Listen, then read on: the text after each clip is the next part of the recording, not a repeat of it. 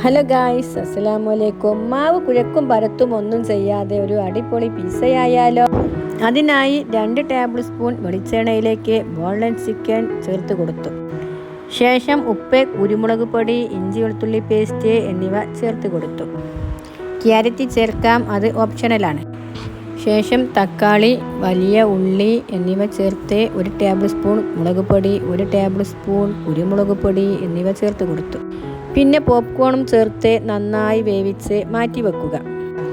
ഇനി ഇതിനുള്ള ബാറ്റർ തയ്യാറാക്കാം. അതിനായി 1 കപ്പ് മൈദയിലേക്ക് 1 കപ്പ് പാല്, 1 കോഴിമുട്ട, ആവശ്യത്തിന് ഉപ്പ്, 1 ടേബിൾ സ്പൂൺ വെള്ളം എന്നിവ ചേർത്ത് നന്നായി മിക്സാക്കിയെടുക്കുക. ശേഷം ഗ്രേറ്റ് ചെയ്ത പൊട്ടാറ്റോ ആഡ് ചെയ്ത് കൊടുക്കുക. ഒരു പാനിൽ എണ്ണ സ്പ്രെഡ് ചെയ്ത് കൊടുത്ത് ഈ മാവ് ഒഴിച്ചു കൊടുക്കുക. 5 മിനിറ്റ് ലോ ഫ്ലെയിമിൽ വേവിക്കുക. എന്നിട്ട് മാറ്റി വെച്ച ചിക്കൻ ഫില്ലിങ് ലെവൽ ചെയ്ത് കൊടുക്കുക. ഇനി ഇതിലേക്ക് ചീസ് ആഡ് ചെയ്ത് കൊടുത്ത് 20 മിനിറ്റ് ലോ ഫ്ലെയിമിൽ വേവിക്കുക.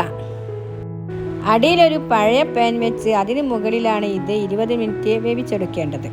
ബ്രേക്ക്ഫാസ്റ്റിനും ഡിന്നറിനുമൊക്കെ കഴിക്കാൻ പറ്റിയ വളരെ ടേസ്റ്റിയായ ചിക്കൻ പോപ്കോൺ പിസ്സ റെഡി ആയിട്ടുണ്ട്. എൻ്റെ ചാനൽ എല്ലാവരും സബ്സ്ക്രൈബ് ചെയ്യൂ.